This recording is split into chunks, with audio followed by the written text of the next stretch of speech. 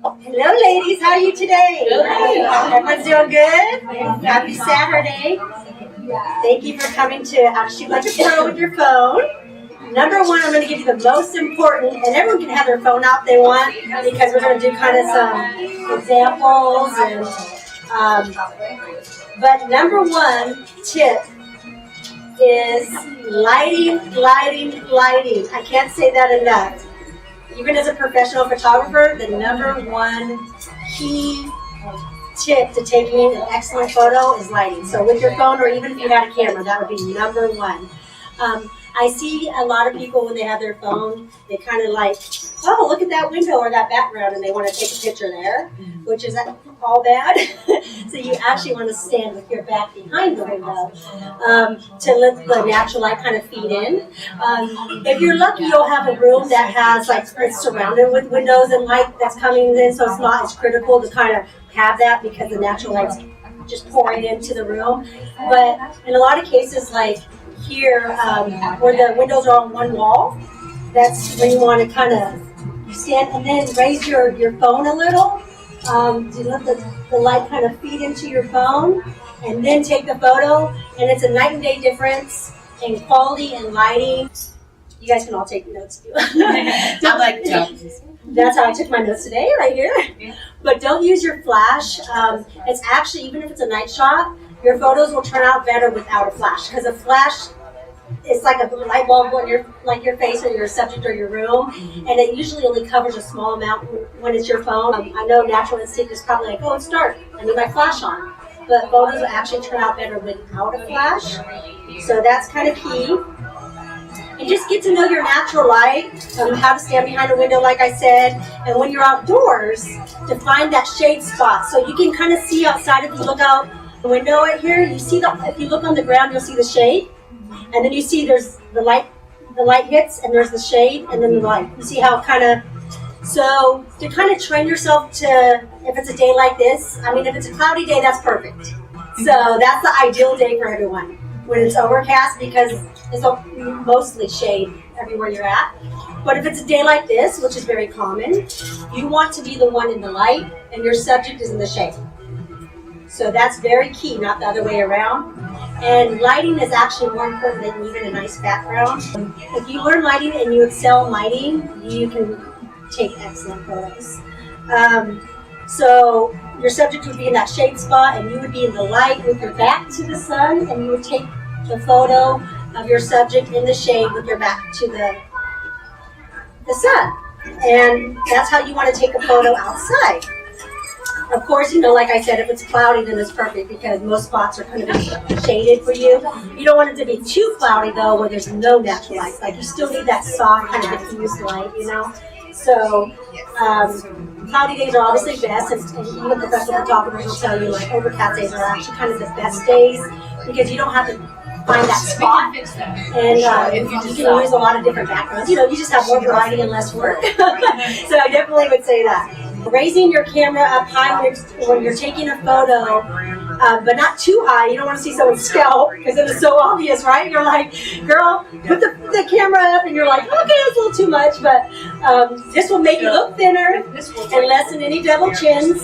Can I get an amen, girls? And for me, I have more of a round face and kind of chubby cheeks. So can you lift up the phone? It makes, like, for me, such a difference. If you're someone with a thinner face, and you've been blessed, and it doesn't really, it's not as critical for you.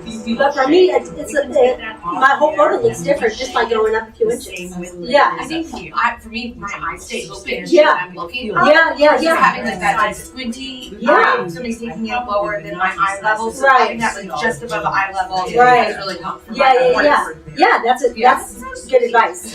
Yeah. So especially when you give a guy your photo, the funny thing is, I look for the tall guy in the crowd. Like, if I'm at an event, I'll find her, like, the tall girl and the tall guy, because then you don't have to really tell them anything. They're naturally already kind of up. So that's another good tip for you.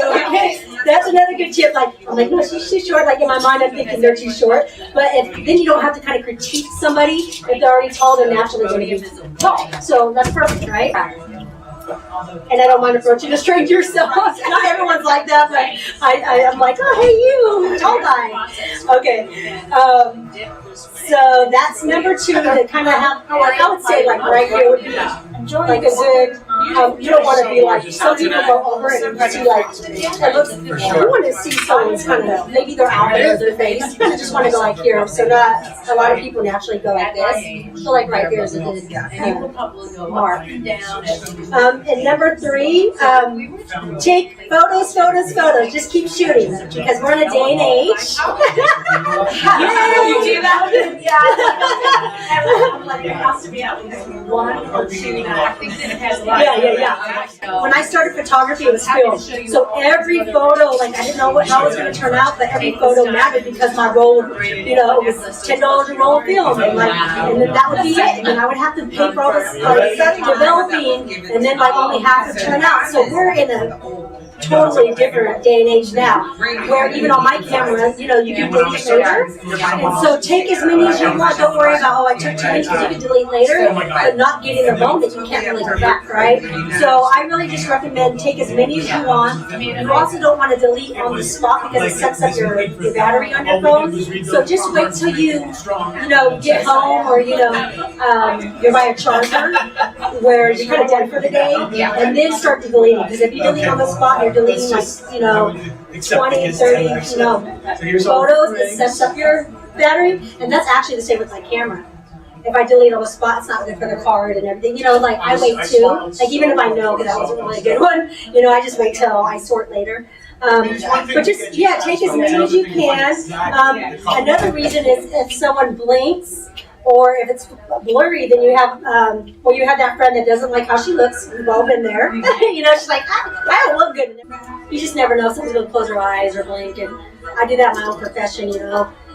I just did a family last week, and there was one guy, and he just could not keep his eyes open. Everybody else was like perfect in the family, like alert, and like, you know, photo ready, and he would just, he's more shy, and he just had his eyes closed in a lot of the photos. And I'm so glad I just kind of overshot, because then I was able to get, you know, at least a few that everybody had their eyes open. So that's why more is better, and everything's digital, then it's worth it. So. And then another tip, number 4, is to turn your phone sideways, landscape like this. Anytime you're taking like a scenic photo or a group shot, you want to turn your phone's landscape, which is, you know, sideways, because you'll just get more of the photo, where I think naturally people are kind of like, oh, I'm going to take a picture like this, but that's good for some, like maybe a portrait or a selfie or something, but if you're going to do like you're at the beach or you're in the mountains or something, you know, you want to have a nice shot, so you want to turn your phone sideways. Just for group shots, you know. Number 5, when you're taking a portrait, fill up the whole frame. Because composition is important, so fill up the whole frame. Unless you're trying to be artsy and capture a lot of the background, then it takes away from your subject. So just try to fill up your space as much as possible in your phone. And so when you take the picture, and if there's like, you know, unless there's this kind of cool artsy background that you're trying to like make it an artsy shot, a lot of times it might not be though, and just get kind of like the head and chest of a person. But if you just fill up the space, then you can get more of maybe their outfit or just more of your subject. So filling up your frame is important. I don't know if I'm talking too fast. Class is going to be over 2 days, so I'm like, what else are we doing today? We can practice. Yes, we'll practice. I'd like to see an example of number 5. Okay, we will. We can do examples of, we'll do examples of all most of this we can do, because we're a group, we can do group shots, we can do, and then it's a perfect example for the day we have today with the lighting outside, so. Number 6 is don't zoom to take your photo. A lot of people will stand here and, you know, somebody's a few feet away, and so they zoom, you know, they stretch their screen or they zoom their phone to get closer. But physically walk up and take their photos. So you are the zoom. So get as close. I mean, if you're like on a mountain and you can't get that deer, okay, then you know that you can zoom because you can't really get closer to your subject, right? But if you can physically walk up closer, then you want to walk up closer and take a photo because zooming actually makes your photos blurry and low quality. So it makes it more pixelated and low quality. You know, sometimes it could be like you don't want to be too close to somebody or, you know, you don't know. But it is better to kind of just get as close as you can to the person and not ever zoom. Like I don't recommend zooming. I don't zoom anymore. I'd rather just have it more sharp and maybe it looks smaller. You know, it's not as... Number 7, you can make your photos more beautiful and more powerful when you learn composition. So move to the right or the left. Sometimes dead center is not the best. I mean, if you're doing like a headshot or you're doing like a close-up, like of my earrings, you know, I'll go close up because I want to get the earrings. But you can even go to the right or the left. And it kind of makes it just more powerful of an image if you kind of are just like, you learn composition. So just a little right, a little left. And that's the same with lighting. I was going to say with lighting too. So we look at the background sometimes and we think, oh, this is where we take the photo, but the lighting will be really harsh. But if you just move like a few feet over, a lot of times there's a pocket of shade or, you know, so it might not be the perfect background, but light always supersedes background. Like if it's a cloudy day and you have this gorgeous background and the gorgeous light, well, hallelujah, you know, but a lot of times you don't. So if you have to choose, and we'll practice when we go outside, people squint in the sun. And so that brightness, here you have like, they're going like this, and it can be looking washed out or, you know, overexposed because you're like, oh, I want that artwork. You know, to choose the light over the background. And I had to learn that the hard way too. When I first started doing weddings, I would just see this beautiful background and not pay attention to light, and then I'd just shoot away. And then later I would see like everyone looked pale and everybody had their eyes shut, and you know, like they weren't as happy, right? Or, you know, everybody was just like, you know, frozen smiles. So I learned that like, if I just move the group or I move the bride over here in this more shady area, it's still nice. You can still, if you have that skill, you can still get the good background. Maybe it won't be the exact spot, but you can still move yourself in a way to where you would kind of get the background. You know, even if she had a dumpster behind her, do you get what I'm saying? Yes. Okay, I would take that shot first if that's all I had, if the lighting was perfect, because you can kind of soften the background anyways with some app. Or, you know, there's apps out there where you can soften the background anyways, but she'll look amazing and her eyes will be open and she'll be full color and she'll have skin color. So, you know, you kind of want to do that. So that was more on lighting right there. Another thing is to use 2 hands when you take a photo. I don't always do it, but it's actually the best way to take a photo is to use 2 hands because it's kind of like you're a human tripod and it keeps you steady, keeps you stable so you're not shaky, so your photos are not blurry. So to use 2 hands like a human tripod and it'll keep you steady and your image is really sharp. So it's kind of like, this is the best way kind of to take the photo like that, you know.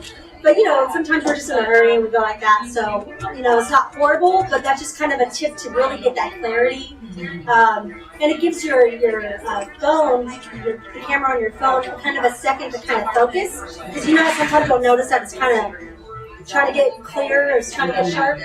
So if you do that, it kind of is like, okay. And, you know, if you kind of don't care, you're just doing an Instagram story or something, you know, maybe not. But if you really want to take this really nice quality photo, it's really good to kind of have that 2 hands. And number 9, some of the best photos that you can take are candid photos. So be that sneaky photographer and capture the genuine priceless moments. You know, where you don't even tell them you have the camera. It could be, do you have a daughter? Okay, so it could be your daughter. She's doing something that's so adorable. Her personality's coming out. Instead of saying, what's her name? Quinn. Instead of saying, Quinn, look at the camera. the best photos are not when we look at the camera, because then she might even do a fake smile. But like, no, but you know, she's like, it's a camera. But actually the best ones are like what she's doing, like what she's playing with, who she's talking to, her personality's coming out, and she doesn't even know you're taking the photo. Because those are as genuine as you get, and that's actually what I do as a photographer, like weddings. Like some of the best photos where, you know, she sees her dad come in for the first time and he sees her, you know, and they kind of don't even know I'm really taking photos. There's just some moments where they're not posed. They don't know I'm taking the photos. Those are the ones that are like, yeah, those are the most priceless moments. Because those are the real moments, right? I'll just tell them, like, have fun. Yeah, because fun to you might be different than fun to that person, but fun to you is going to be you. It's still going to be genuine, but it kind of also in your mind tells you to kind of to loosen up and kind of be carefree, you know, and drop the shoulders. I'll immediately watch them go from like stiff and kind of like tense to when I say have fun, like you can see a drop and they're like a relaxed kind of. Sometimes I'll tell my subject to kind of sit up straight, so you know they don't look like slouched. Or, like kind of raise your neck, you know, so you look more, you know, toned and firm. You know, sometimes I'll say that if everyone looks like, because you don't know sometimes, you know, you're in the moment taking a picture and you don't know that you don't have good posture, and you don't know that you're slouched. People really appreciate that you care that they look good. You're not just there to take photos, like you want them to take photos that they love, and I want you to love your photos. So that's kind of another thing too, is just to be aware of your subject and kind of just look out for each other. You know, like I want you to look good. You know, I want your pictures to look good, right? And so that's another kind of tip that was in my list, but I just thought of. So yeah, just those candid photos where they're just genuine moments. Those are the best photos. It's like when they don't even know you're taking a picture. If you need to bring it into They're like, oh, you just took a photo, but that's like the best. Like they don't even know you're kind of be that sneaky photographer, you know? You don't have to ask, just do it. Unless they're people you don't know, don't post them. Unless they're like, yeah, post me. You're like, kind of ask permission. But if they're your own family or if they're, you know, people that you feel comfortable, like a good friend, then you can take photos. I do it for friends that are creative a lot, and they love those photos. Like the other day, my friend that was watercoloring, I took a picture of, and that's her business, and I took a picture of her just watercoloring, and she goes, oh, you got that photo? Because it wasn't like, oh, look up from your watercolor. It was her in action, actually, like watercoloring. Action shots are the best when it's like, you're in action. Like, I've had people take pictures of me photographing, and I'm always like super grateful, like, oh, thank you for getting that, because I don't really get those kind of photos. No one does that for me, you know? So those are always like, this is what I look like. I'm like, okay. You start critiquing yourself, because you know when you're not aware, you're kind of like, okay. You know, I've been featured in, you know, HuffPost weddings and Wedding Wire and different wedding sites and print. I've been in magazines and things like that. But really, like the photos I think that are cherished the most are when, you know, mom and her daughter or dad and her daughter have a genuine moment, and I'm capturing those moments, and they're wiping their eyes, and they're just these priceless moments. I feel like those are kind of the ones that 10 years down the road, you're going to be like, wow. The other one's going to be like, wow, it's gorgeous. And you might put that above your fireplace, but those are the ones that are like really melt your heart.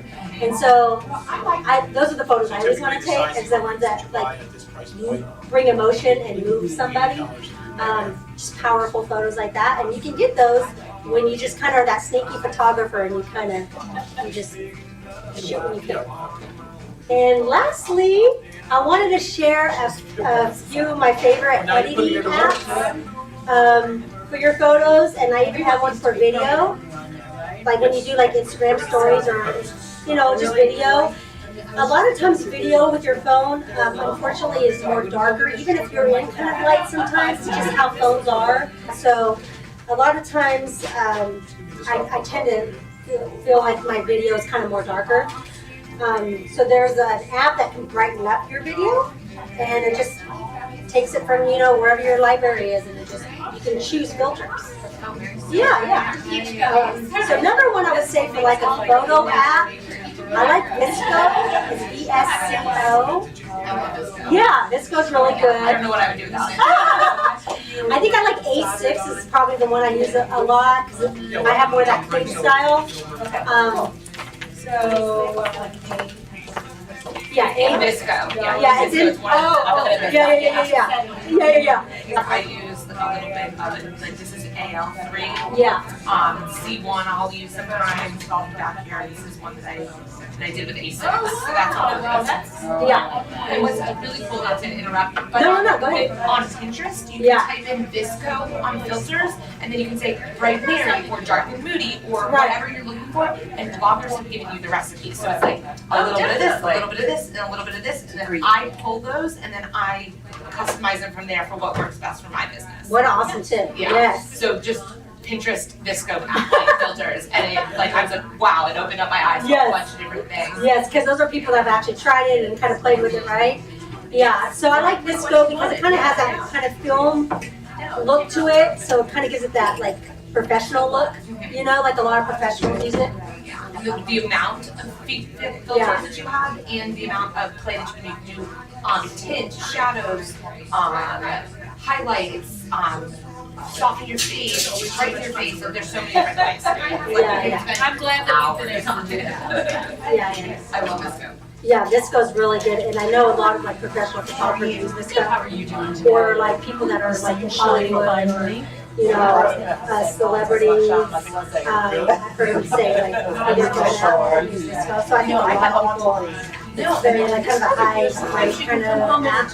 And because I'm a perfectionist with my photos, you know, I'm kind of picky with editing apps, you know, because I don't want it to look, sometimes when you use editing apps, it saves it in the lower res. And so it doesn't look as sharp as it used to. Like the photo will look excellent, and then I'll edit in the app. And then when I save it again, it just doesn't look as nice. It's almost like it kind of it saves it in a lower like resolution kind of thing.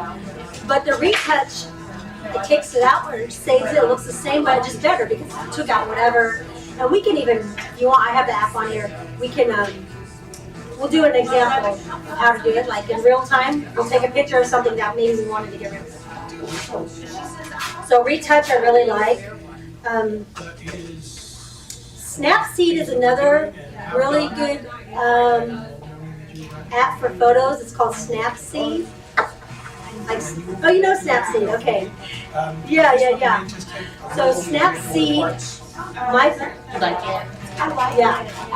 yeah, it's a really good one. And it also does